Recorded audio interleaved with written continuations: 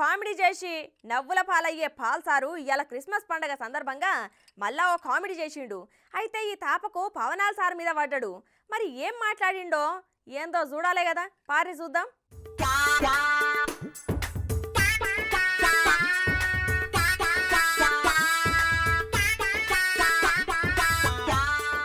పాల్సారు ఎప్పుడు ఏదో ఒకటి మాట్లాడి ఎవరికో ఒకరికి దొరుకుతూనే ఉంటాడు. ఆయన ఏం మాట్లాడతాడో ఎందుకు మాట్లాడతాడో ఆయనకే తెలియదు. 150 దేశాల ప్రెసిడెంట్స్ కి బ్లెస్సింగ్స్ ఇచ్చినా అంటాడు. నేను సీఎం అయితా అంటాడు. ప్రపంచంకెళ్ళి బోల్డ్ అన్ని డబ్బులు తీసుకొస్తా అంటాడు. ఇక గిట్లా చెప్పుకుంటా పోతే పొద్దు ఒడవదు పోర్రి. అగో గట్టనే ఇయ్యాల అశీల మెట్టలా మాట్లాడిండు సారు.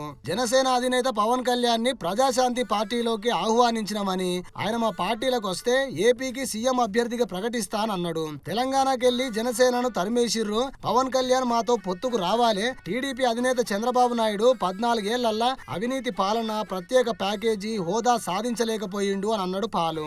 ఏపీ ప్రజలు మార్పు కోరుకుంటున్నారని, అందుకే ప్రజాశాంతి పార్టీకి అవకాశం ఇవ్వాలని కోరుకుంటున్నా అని చెప్పిండు. మా పార్టీ అధికారంలోకి వస్తే ఏపీని అన్ని రంగాలలో అభివృద్ధి చేసి చూపిస్తానని చెప్పిండు.